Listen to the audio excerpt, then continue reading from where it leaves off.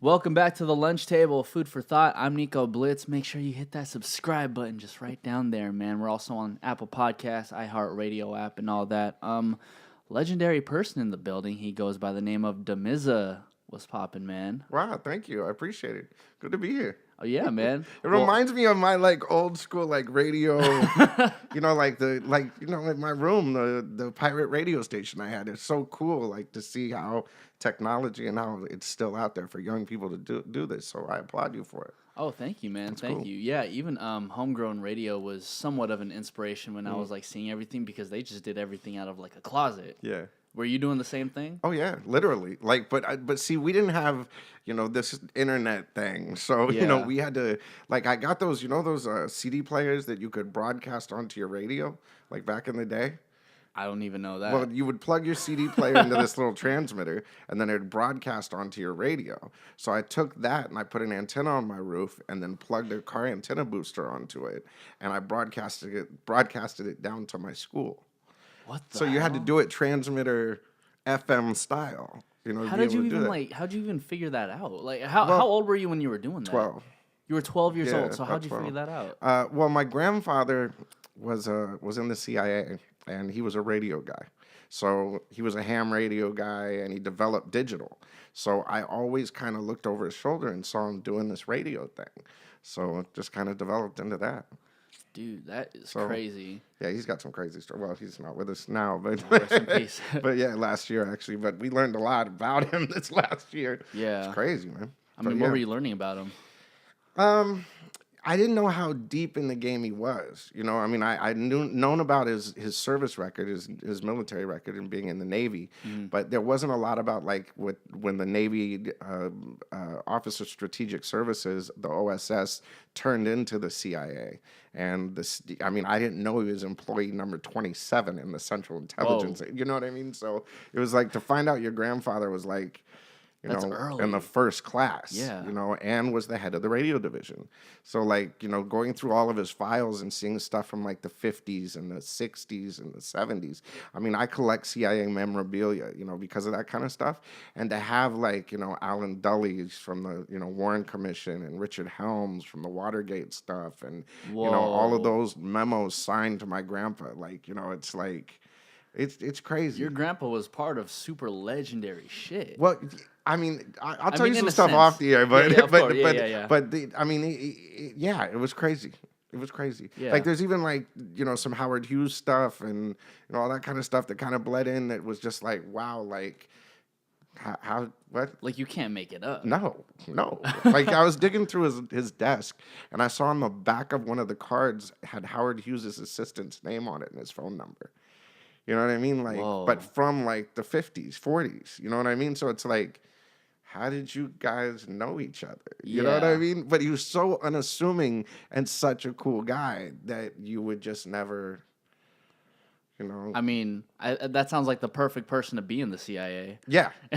No, and he never talked about it. I mean, he talked about his Navy career because he was proud of, his unit and the Black Cats and, VP 81, which was a fighting squad.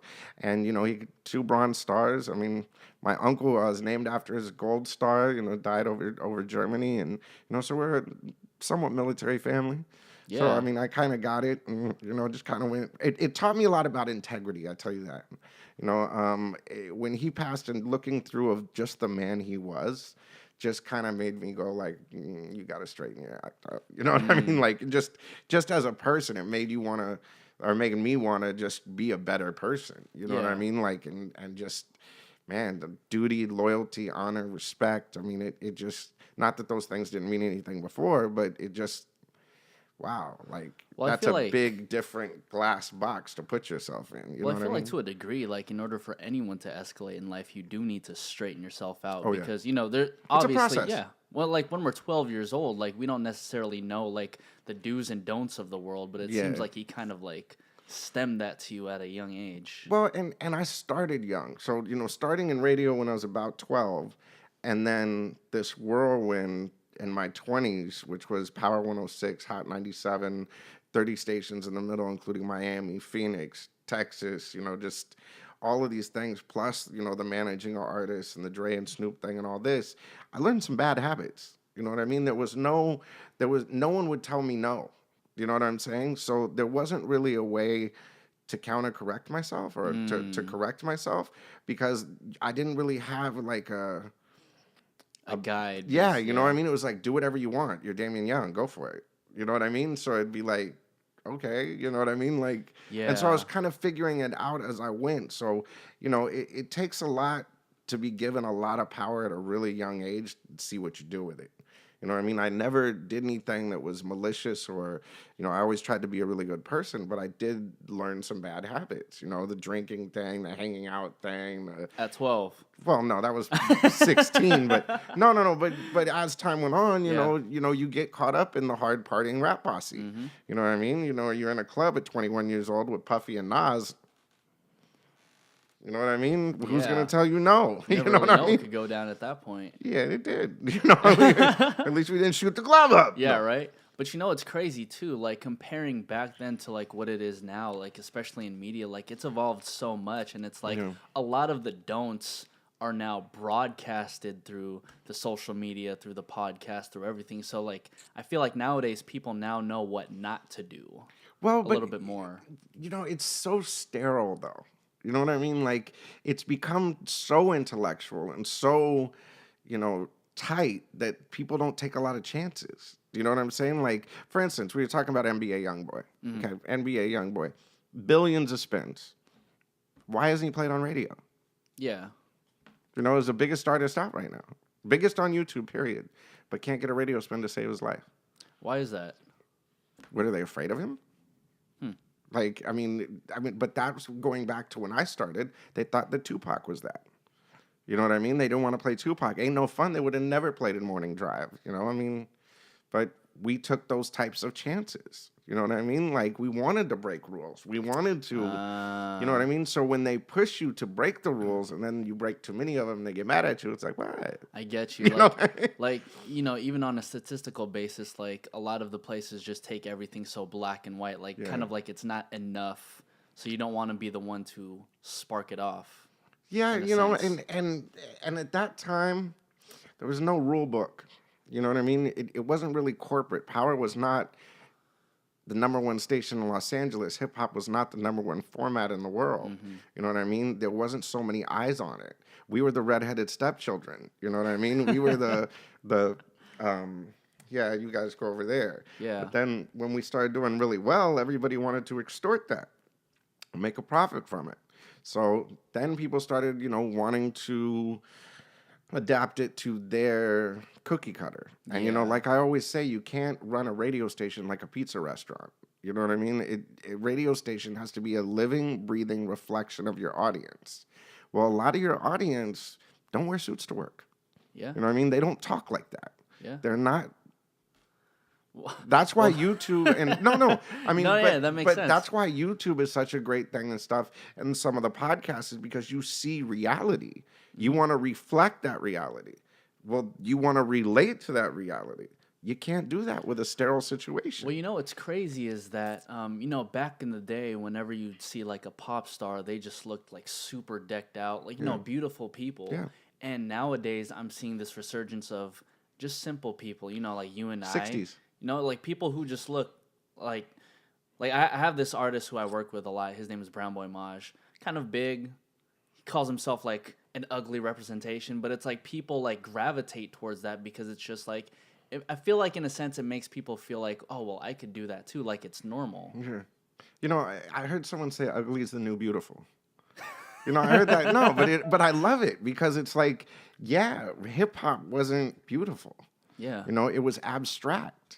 But now that it's mainstream, people are trying to, you know, even like, you know, even back in the day, I think where a lot of like young rappers get the misconception is that like back in the day when it was like, you know, NWA and all that, they were just bringing light to what it was like in their hood. But now over here, it's kind of like it's glorifying that they're killing people and you know all that stuff. See, I never agreed with that. I said, yeah, I agreed that they were. I hate the word glorifying. Okay. Because and it's nothing to you. I'm just saying I just don't like that word because I don't think that's what they're doing. They're giving you the reality of what they deal with and what's around it. They're not doing it just to sell it.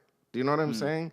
That's where the line gets kind of blurred to me. Is they just because it's manufactured doesn't mean that that's what they're selling. Do you know what I'm saying? Yeah. They want people to hear it, but I mean, for instance, look at like with Napster and all of those things that happened, the precursor to where we are today with YouTube and that kind of stuff. We weren't trying to make money on this stuff. We were just trying to get it out. Yeah. You know what I mean? Because the internet was going to take it anyway. You know what I mean? So it wasn't like there was no intention of making money. There was no. You know, I mean, and if you look at it like this, you have better chances of getting into the NFL, the NHL, the NBA, or MLB before you get a chance to make it in the music business.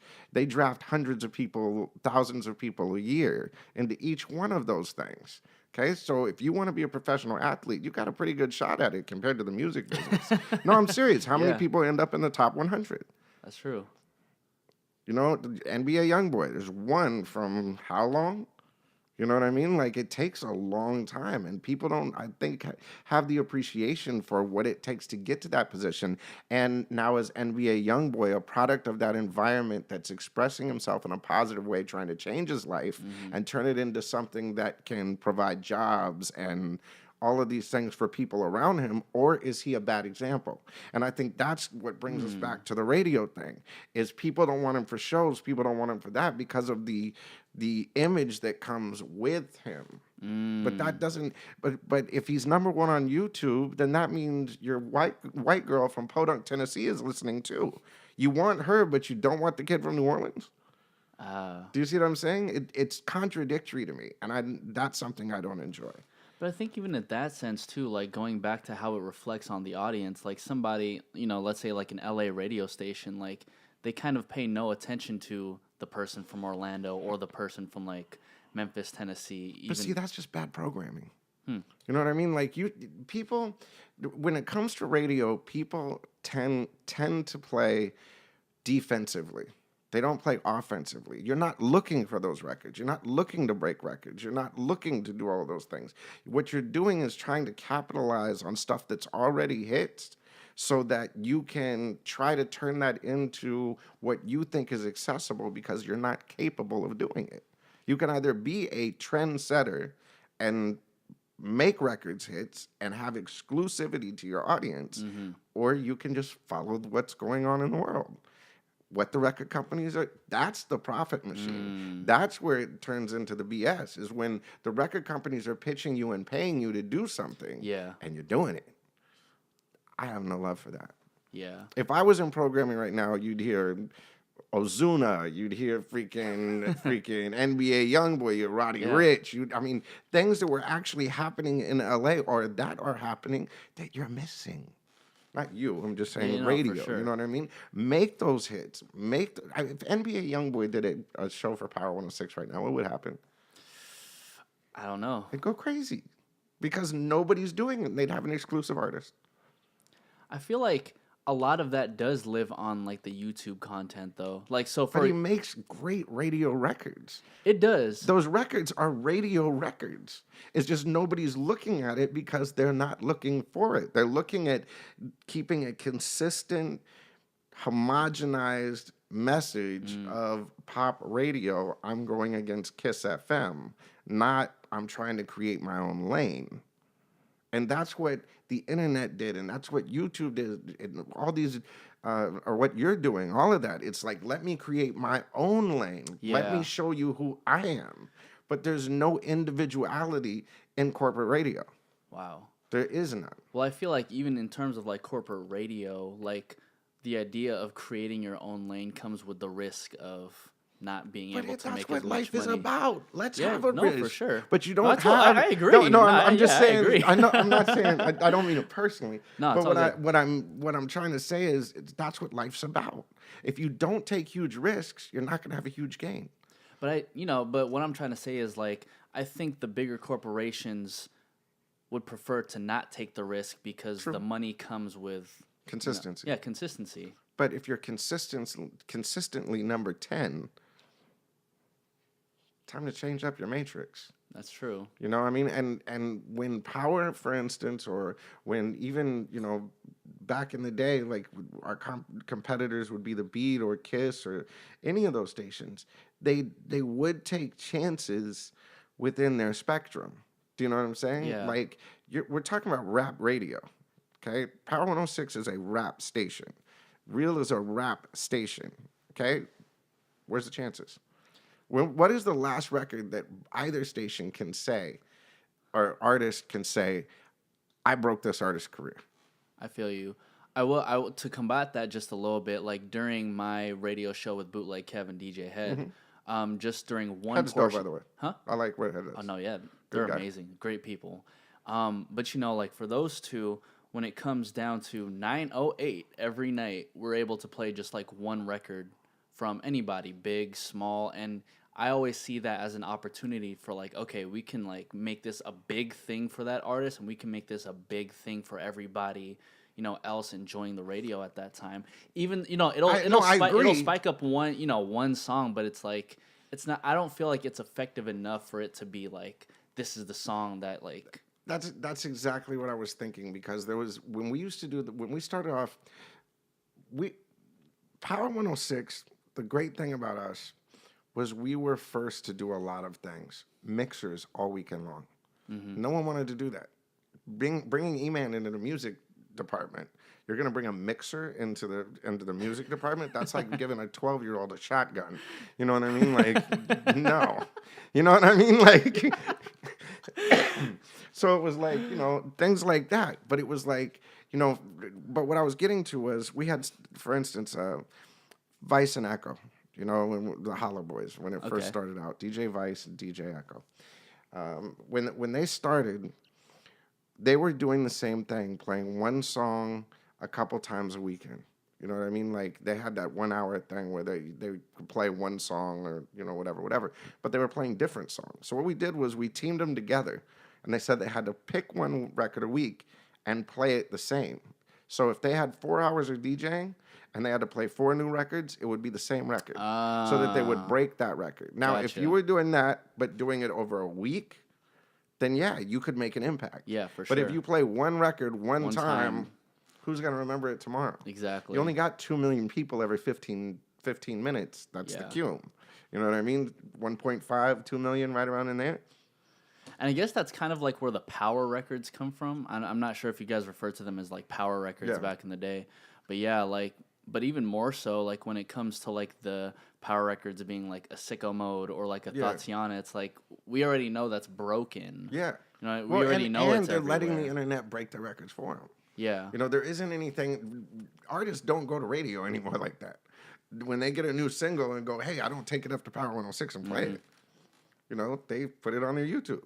You know what I mean, or make a video or do something like that. There's something that needs to happen, and excuse me, and I don't know what it is yet, of a hybrid that encompasses all of it.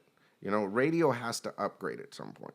And there's some technology stuff that's going on that I'm really excited about, that I'm hearing about, but it's not like done yet. But I mean, in what terms? There's a lot you can do with a digital signal. You know what I mean? And they're just not doing it yet. But something that combines a lot of what happens with social media, but being able to break records at the same time, but do it visually over an FM signal. So, you know, from, your perspective, like after you left Power, was that like or Power and Hot, was that at a point in your life in which like you knew radio was not going to be impactful anymore? I knew that the corporate interference was going to doom the medium, because they were so scared of the internet, and corporate was so afraid of the recession, and after 9/11 and, you know, Nipplegate with Janet Jackson and the FCC stuff, because excuse me, they cracked down on radio so bad after the Nipplegate thing with Janet Jackson. I mean, if any word slipped, any word, shit, fuck, excuse my French, whatever it is, slipped, $250,000 fine. Yeah. And it only took one person to get a $250,000 fine before it was like, take Ain't No Fun off the radio, take all of it, because even the edits, they know what they're saying. You know what I mean? That's the way the mentality became. So, I mean, I think it's starting to relax a little bit now. You know what I mean? Like, it's not as touchy as it was. But, you know, this world right now is so bipolar. You know what I mean? Like, one second you got the most conservative thing in the world going, the next thing you got grab him by the pussy. You know what I mean? It's Yeah. like, bullshit on CNN. It's like, okay, now you can say that on CNN. You said that 6 months ago, and you find someone 250 grand. You know what I mean? Like, there's just no rhyme or reason to it. So it's really subjected to anyone's rules right now. I mean, so I think it'll open up a little bit more, and maybe some young people will get a shot. Well, I feel like it is those FCC fines that a lot of the big corporations are really scared of because, I mean, granted, you have that dump button to just like dump the past 30 seconds that just went on, but like, I feel like it's situations like that, like the nipple slip or just like the occasional shit or fuck that make corporations just want to be like, well, maybe we should just go all the way cookie cutter so we can totally prevent that. The music industry is now a hospital. Sterilized. I mean, what are people doing that's crazy anymore? I mean, they're doing all the viral shit on the internet. Well, but it's not them. They buy the content. You know what I mean? They license the content. They're not making the content. I mean, they can cut the check for the content, but it's people like you, people like Smoothie, different people that go out and actually will hustle and make something great and get their numbers up. Then they'll go out and buy it. They're not fostering that. It's not some executive that's sitting in there going, hey, I want to put this podcast together. Yeah. No, they're saying who's everybody's numbers this week, who's spiked, and who am I putting money behind to get the return. That sounds exactly like the record labels. Yep. All it is the freaking 2019 crack game hustle. Buy a $3 rock to sell it for 10. Yeah. You know what I mean? Like, I mean, the music business was built on corruption. You look at it like this: how else do you have an investment of a CD? Say it costs you $1.50 at the time. You sell it for $10 or $13 wholesale. Yeah. The $100,000 investment, you can make $130 million off of it. Like, you know what I mean? Like, come on. I mean, that's. So then, do you think the music industry could ever get out of that corruption? Of course not. Because corporate America is just as corrupt. So they want us to look. Why do you think record companies doing 360 deals? Why do you think Universal's still there? Why do you think Capitol's still there? Because they buy the content and they do it now to where they said, for instance, we're not making as much money off the records now, so we need to take a little more of this. You don't think some of that's fabricated? Oh, like a little bit of like the touring or like the 360 merch or like deal. anything. Yeah. You know what I mean? Come on. They made I was talking to a record company CEO a few years ago, and we were having this conversation about, record sales. I said, so I hear the record business is doing really bad. He goes, who told you that? I made $1 billion last quarter off of Vimo alone. Look, you can have 1 million records that sell one, or one record that sells 1 million. Think about that. So if you have a YouTube channel, Universal, say, for instance, and you have them on iTunes, and let's take Capitol. You got the Beatles, right? You got the Beatles. You got, all of these catalogs. It's not your new artists that are selling and making your billing. It's all of those, one of the Beatles here, one of Steely Dan here, one of MC Hammer here. You sell 100,000 a quarter of MC Hammer, 2 million of Beatles, 5 million of Steely Dan, da-da-da-da-da. Those are where your numbers are. It's not NBA YoungBoy that's making the cheddar for, whatever label he's on, you know what I mean? Yeah. Or Warner or Atlantic, you know what I mean? Like, they have a great profile with a lot of the new young artists. It's not where they're making their money. They're making it from catalog sales of Phil Collins. You know what I mean? Yeah, man. I mean, if you go back and look at the chart, go look at Billboard and go count up, the catalog product, all of that. You know what I mean? These records come and go. They sell 1 million units really fast. But what's selling consistently for the past 30 years? Just all the artists who have been making music for the past 30 years. Right. Yeah. And every time, every time someone pops in the news, I mean, we were really lucky last year. Glitter entered back into the #1 position for catalog albums or back into the pop charts for albums. I mean, just off what?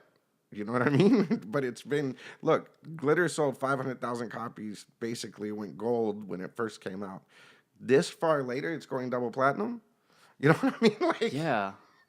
Well, it's continuously sold records over a long period of time. Yeah. You know what I mean? But then I feel like streaming's definitely helped with that for sure. Oh, of course. I mean, for instance, I make more in publishing on Nate Dogg than I do anything else. Rest in peace. Music in Me makes me the most money out of every record I've ever done because it's consistent. It does huge numbers at Spotify, huge numbers at, all of those, but consistently. There was a record we did called Gangster Walk that some Norwegian band remade and only released in Norway. And it was one of the biggest publishing checks I've ever gotten in my life. Holy shit. You know what I mean? But just for that one area, it's like, it's regional. Everything is regional. You know what I mean? But that regional thing can also be applied to different records. You know what I'm saying? Like in America, there's only this happens, or, Norwegian, this happens. I mean, it's like this record sells, this one doesn't. Well, that's where I feel like placements on Spotify like definitely help out an artist too. Playlist stuff, yeah. Playlisting. But see that's the other thing too is, they're not breaking the records on the playlist really. They're seeing things that come up that are done by crowdsourcing or crowdfunding basically. That's the way you got to look at the record business today. People are crowdfunding records up. You know what I mean? A lot of ones and twos, and then playlist shares, and then good here, yeah. And then finally, when it gets to that Justin Bieber status, and somebody who has 2 million followers goes, "I like that record." Oh, you broke it. Let's buy them. Yeah, let's do that. You know what I mean? And then some executive goes, "Hey, wait a minute, that guy's making money. Let's do a 360 deal. You ever seen a check for $5,000? No." 5,000. I'm on it. A funny story about Ja Rule one time was we're sitting there having this conversation, and we were talking about the Mary J. Blige record he did, which was well after all the hits, like well after, J-Lo and all that. And he said, "Well, finally, I'm going to get some publishing money." And I looked at him, I said, "What?" And he goes, "Before I did any record and was signed to Def Jam, I was at TVT and somebody put $5,000 cash on the table and said, 'I want to sign all your publishing.'" He goes, "I'm from the hood. I don't know what publishing is." He said, "I just signed a piece of paper and walked out with $5,000 in cash." He goes, "I did not make a cent from Jennifer Lopez. I did not make a cent from any of those records until the Mary J. Blige record." So his career was basically $5,000 worth. Yeah. Sold all of it. Yo, that's straight murder. Murder. But Ja, you know what? But I gotta say this about Ja. Ja's a great guy. Yeah. Like Ja, I mean. Shout out Fire Festival. Yeah. You know what? He got caught up in that. See, he tried to do that shit too. Yeah. You know what I mean? Tried to get onto something where, there's funding, there's this, that, and Ja's a good guy. He'd never try to screw somebody like that, even though he screwed me. But that's a different story. Yeah. Totally different. Well, we'll move on from that. Hey, Tommy Mottola offered him $250,000, so he sold a song. Man, $5,000. But I feel like it's situations and stories like that, in which like you've learned how to like move. And karma's a motherfucker. Dude. Yeah. Sooner or later, you pay for it. You know what I mean? No matter what it is.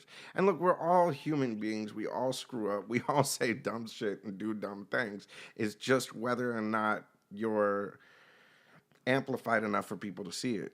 You know what I mean? Like, if somebody was watching you walk in and out of your house every day, sooner or later they're going to see you make a slip up. You know what I mean? Yeah. Sooner or later someone's going to know you got a ticket. Sooner or later somebody's going to see you get in a fight with your girlfriend, say something stupid, drunk, or whatever the hell it is. You know what I mean? And this is probably one of the most sad. obvious questions I've ever asked anybody. Yeah. And anybody could probably get this like anywhere, but like, what was your biggest slip up that you learned from? I have a problem, or I had a problem with drinking. You know what I mean? Where like it was a really bad thing, and I went through even the opioid stuff and all that. I've had migraine headaches since I was 15 years old, so they started me on Vicodin at 14. So, and that puts you in your feelings when you be popping them pills and shit.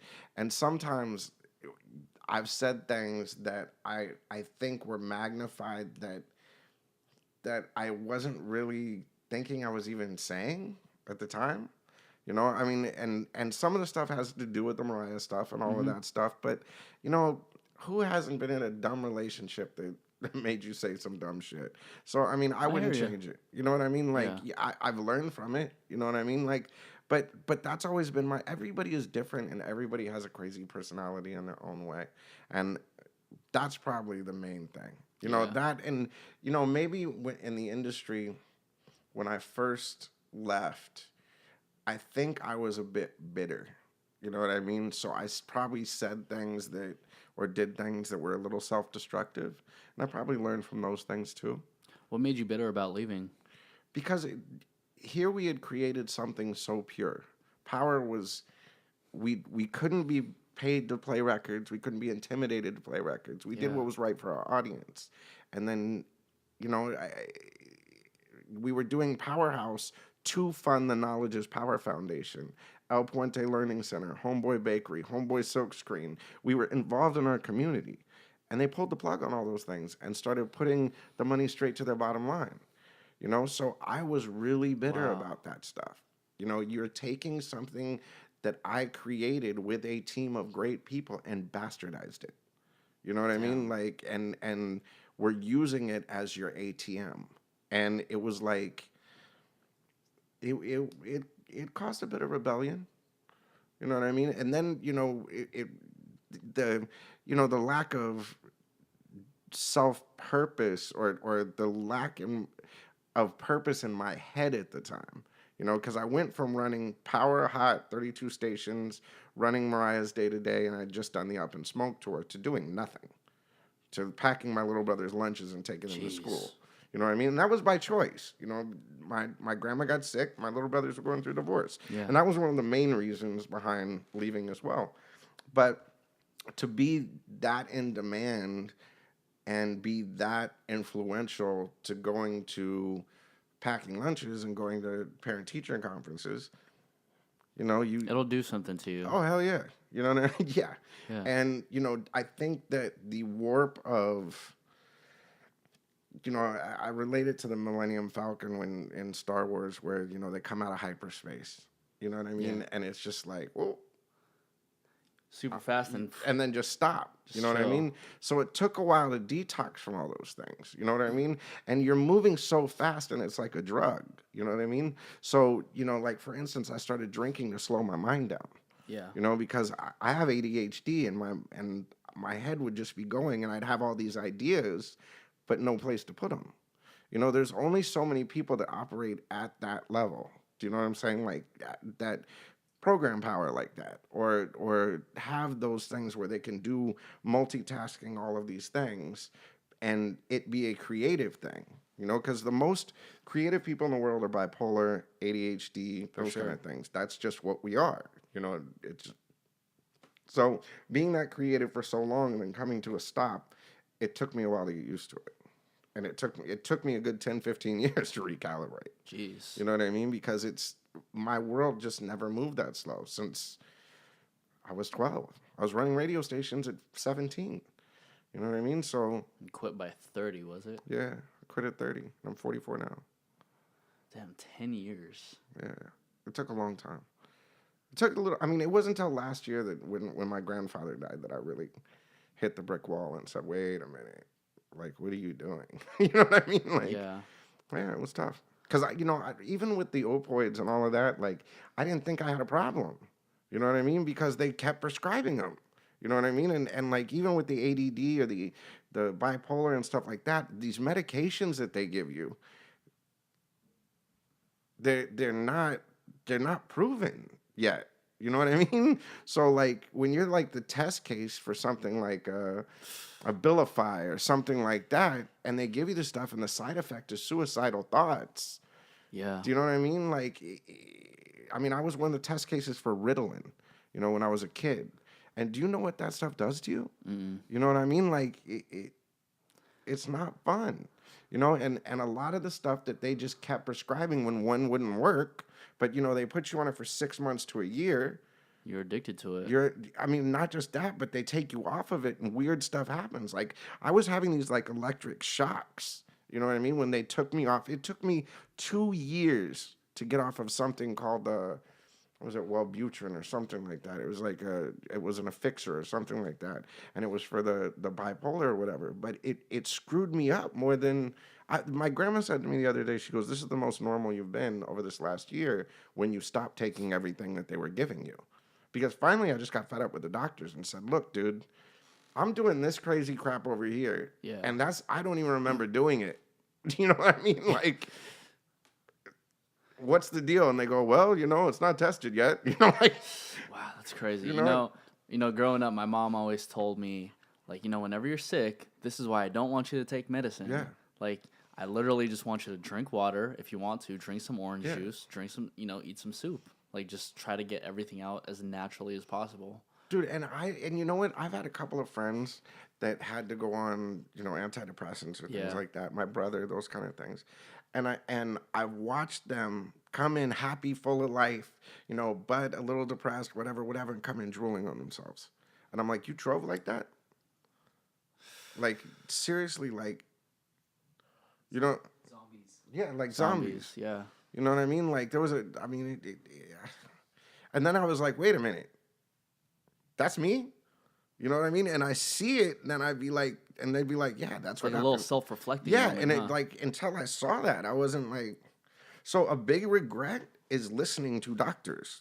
I mean, you learn that you go. I've learned, or at the time, you something wrong, you go to the doctor, he gives you a pill, you're fine. Mm-hmm. You know what I mean? But that started this cycle, of people telling me because I had ADHD that I was different. You know what I mean? Because of those things, like, you're not the norm. You got to calm down. But it was giving me the success. You know what I mean? So it's the fight of, am I nuts or am I successful? Your story definitely reminds me of, you ever watch this movie called Split? Mm-mm. It's this guy who has like multiple personality disorder. He has maybe like 9, but then like it's actually like one of like a trilogy in which he's actually like this superhuman person. But that's bipolar people and ADHD people. They're crazy in their own way. But it's just like saying, okay, are you wrong because you're gay? Are you wrong because you like purple? Is it you wrong because you like to go dancing? I mean, what is normal today? Yeah. Do you know what I mean? Like, yeah, it's like the standards of normal. Even like back in the day, was like white picket fence, like 4-person home, wife cooking, man being like the main, carrier for the house. But then nowadays, women stay home. Yeah, but nowadays we see everything just like constantly shifting, and then women empowerment rises up. It's like, no, we can make our money too. Well, men become stay-at-home dads. Well, so and so forth. When I was young, they considered that a mental problem. If you had if you were bipolar, then you could be committed. Oh yeah. If you if they could hold you. If you were doing if you were having manic episodes, where you'd you'd have the extreme highs and the extreme lows. But here's the thing about the music business that I've never seen. I have never seen an artist that isn't bipolar. Because they go from this huge, like, for instance, Michael Jackson, Mariah Carey, Prince, any of them. You walk out and you're doing 17,500 people. They're all screaming your name. Then you run through a freaking tunnel and go straight to a dark hotel room by yourself. What do you think happens to your head?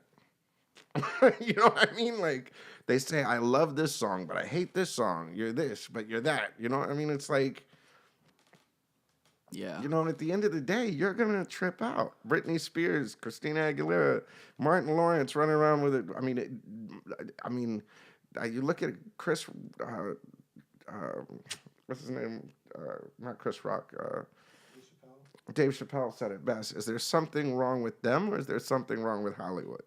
You know what I mean? Like, why does Mariah get a $100 million record deal and then strip on TRL? Yeah. Why does Martin Lawrence freak out in the middle of filming Bad Boys 2 and... Well, that's why, even growing up, whenever I would watch, like, Disney Channel, for example, and you would see all these, like, child actors and actresses, like, really pop off at the age of 12, and then later on you see them, not in the best shape in the world, but then people don't really think about the idea that, like, when you're 12 years old and you're not living the United States societal norm of a normal life, like that can really get to your head Well, because you're around people all the time. oh yeah, and when you're hot, they want you to be crazy because it's entertaining for them. Yeah. You know what I'm saying? Like, but the second that they don't necessarily need you anymore, you're not that poster child that they can profit from anymore. You're just abandoned. Then it's like, okay, next. Yeah. I mean, that's why these child stars are so messed up. You know, Corey Haim and, you know, all of those guys and, you know, looking at them, there's very few that make it all the way through. And a lot of them, no matter what their support structure is. I mean, at the end of the day, we're just electricity and water. That's all we are. Yeah. You know what I mean? So our surroundings can be anything at any given time. And you can have one thing that happens in your timeline, whether it be a molestation, whether it be abuse, whether it be getting knocked out, or something that messes up your confidence, something along the line that messes up your whole timeline. You know what I mean? Like, so then the doctors come into it in the white coats and give you, here, take this little pill, make you feel better. But all that does is mask one little problem and then has an after... You know, a whole nother, like, yeah, that takes away the pain from your knee, but it gets you into your feelings and you get in a fight with your girlfriend. Do you know what I mean? Like, and then, you know what I mean? Like, you're just stuck in that wormhole. So you get stuck in that thing. So I mean, yeah. It's crazy how I kind of have a very similar situation too. Like back when I was maybe like 15, 16 years old, I was like so into like ecstasy pills. Like I couldn't function without an ecstasy pill. And then one day, I think I took like a little bit too much and I was just so wrapped up in my head. And I ran to my mom immediately. I'm like, look, this is what I'm doing. I feel like I'm going to die right now. Like it feels crazy. So she got on her knees crying and whatnot. And then she nursed me back to health like until the next day. She was like, hey, like, you know, if you ever feel like doing that, like... But imagine kids that don't have that. Yeah. Do you know what I'm saying? Like, you were lucky. Yeah. You know, I was lucky. I got my grandma to do the same thing. But, you know, there's other people that just don't even have that. So where do they end up? Gone. It's sad. I mean, that's why, you know, for instance, I'm working with this Freedom for You thing, which is a juvenile prison reform project that I'm really excited about. Like, because most of it is not just the juvenile prison reform, it's working with these young people that don't have anything else. The system is all they have. And the system is turning them into gangbangers. People don't realize that. You go in, say you're a kid who likes to steal stuff or smoke cigarettes or, you know, do whatever, and you get busted, okay? You don't have any direction. You go into jail. All of a sudden, this kid wants to fight you. What do? You either team up or fight or flight. Yeah. And so you come out of jail as a gangbanger. Do you know what I mean? So, and then your reputation even outside of there, that's what it is. You either have to you either have to be intimidating or you have to be a pussy. One of the two. And you know, it just. So, you know, what I find is mentorship and just being there for people and taking 5 minutes of your time can change someone's whole timeline. You know what I mean? Like, and I have the most fun doing that. So we're putting together a record. We're having fun making music. And there's kids actually in the program that are doing everything from engineering to, you know, all of this stuff. And you find that the incentive of just 10 minutes of your time will change their life. Yeah. How long have you been working in that program for? You know, that's what's changed my life. I have to say that straight up. You know, that, I mean, I've been working I was working in gang intervention with Jim Brown and Harry Belafonte and all those guys when I was still at Power. You know, the Knowledge is Power Foundation is what started all of that. But when I retired and when I went back to Santa Barbara, in my most messed up times, I found purpose in helping other people. And it made me feel better about myself. It was the most selfish work I've ever done in my life, you know, because it actually helped me more than them. But it just works out great to where it helps us both. You know what I mean? And I can't say, you know, selfish like that, but it's just something that, you know, you can do with your time. It doesn't take anything to actually take some time to help somebody. Yeah. And it really makes you feel better. It's unselfishly selfish. Yeah, it's like unselfishly selfish, but it is though. I mean, I love doing stuff with people. I love mentoring people. I love teaching what I've learned. Not that I know any more than they do, but Yeah. Share war stories, and maybe I'll learn something from you too. Oh yeah, You know, exactly. and so that's been the fun. That's why it's important to continue these conversations, like no matter what the cost, or Yeah. no matter like what the conversation is, because as you said, like just even like 5 minutes can go a long way for somebody. dude. And I remember one of the reasons why I wanted to do this like video podcast in particular is because I remember watching like old school like rap battles and whatnot, like Dumbfounded, Everybody, and I couldn't help but think, but like, damn man, what is it about these things that make me just want to like watch them over and over again? And like to this day I could just type it up and know what it is, but like it's that idea that something can just get planted in your head like so deeply, and you just never really know how much of an impact that can have for the rest of your life. There was what the turning point for me was. There was this kid. His name was Kid, and he got busted with a gun next to a high school, and he was with a friend of mine who was a young person that we were mentoring, and I said, well, I have to know him if he's going to be hanging out with him. You know what I mean? And I said, I'm going to go visit him in jail. It's the only person I've ever visited in jail. Went visit him up at the boys' camp. That's how I got involved in Freedom for Youth, and because they got me in. Mm-hmm. And I sat down with him and I said, look, I'll make you a deal. You don't get in trouble for 6 months. I'll produce your mixtape. I'll get you on stage at a club, and I'll get you in the local paper. Like, all three of those things. He has not been in trouble since, and now he's a board member. Wow. He's a single father. He's 25, 26 years old now. This is when he was 15, 16. So, I mean, one little commitment and one little deal changed that kid's life. Yeah. Now, if we could keep doing that, maybe all this other shit doesn't matter. Yeah. You know what I mean? Like, everybody's so quick to judge, and everybody's so quick to go, to like take the pressure off of themselves. Because a lot of times, if you can say, look what he did, I mean, look at the world we live in right now with the Trump stuff and all this. It's like, oh, it's her, it's him, it's it. I mean, everybody just points fingers till it turns into some dumb Well, crap. what's crazy is that when I first entered the radio industry just maybe like 3 years ago, and everybody told me this was, just be careful about who you share information with, because, or, be careful if you like put somebody on, because you don't want them to like, It's worse than a crack game. you don't want them to like escalate above you. But then I thought to myself, I was like, I hope they but do. if I'm really confident in like my own lane and what I'm doing as an individual, no matter what they do, it's not gonna like match up with what I'm doing. Like, they're gonna do their own thing, but if I can help somebody else get theirs, like, that's a beautiful thing. When I was younger, I had that feeling because I put a lot of people on and watched them stab me in the back. Yeah. You know what I mean? But now in my old age, I look at it like You're still youthful, man. Well, yeah, thank you. But I look at it, and I appreciate that. But I look at it like I rather throw a star up in the sky and watch it shine and nobody know that I did it. I mean, let them go off and make an ass of themselves if they don't give the love back, whatever. That's just ego anyway. Yeah. You know what I mean? What do you want from that? I mean, you should be proud of what you did. That's what you should want from it. That's when it gets really selfish.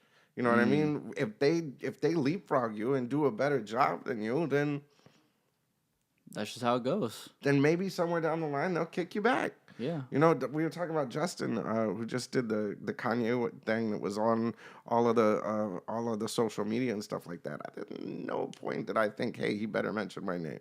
Do you know what I mean? Like, I was just happy to see his dream come true.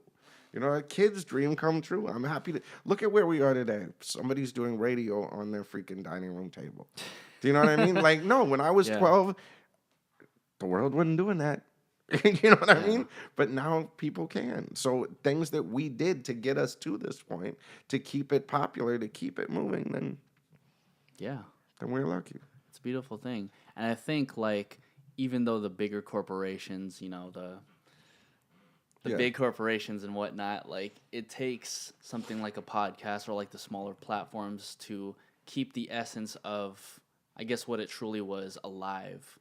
The inspiration. The inspiration, yeah. When you talk about like KMEL or Wild back in the day and Chewy and those kind of things, Chewy's never changed. Yeah. You know what I mean? He's always the same guy. You did his show years ago or you do it tomorrow. Still the same guy. He likes you. He supports you. That's it. Doesn't care whether you blow up. Doesn't care whether you whatever. Just as long as you're real. And I think that's something that people need to get back to. Is less of the thinking of what if I do this for this person? How's it going to bite me in the ass? And more of just enough self-belief to just do whatever you feel. You know what I mean? Like, yeah, I've had regrets, but at the same time, I wouldn't change any of them. Yeah. You know what I mean? Like, this is the path that got me to this. It's kind of like everything nowadays is just way too calculated. Yeah. And it goes back to the idea and that nobody's we were that saying. calculated. You know what I mean? Like, I don't care what they say. There's only, you know what I mean? There's only so much measurement that would get you in an entertainment field. It's still a creative being. Yeah. You know what I mean? Like, no one's going to be on all the time, and nobody's diagnosis is always going to be right. No one's, come on. Christopher Columbus said, I want to go that way. It didn't mean he was going to hate America. The world was flat at one point. Yeah, you know what I mean? There you go. That sounds about right. You're right. Yeah, you're right. I guess at the end of the day, it comes down to this one phrase that stuck with me throughout my entire life. You got to risk it to get the biscuit. Amen. I like that one. Let's wrap it up there. Let's wrap it up right there. Damizza. Thank you, sir. I really appreciate it. No, I really appreciate this conversation. Tell everybody where they can find you, man. Let's see, DamizzaBook.com. That's my book. You can get it there. /Damizza on Twitter and Instagram, and then on Facebook, it's Damian Young, DAMIONYOUNG. Amen to that. This is The Lunch Table, Food for Thought. I'm Nico Blitz, Damizza, and we are out. Thank you, Miko. Yay.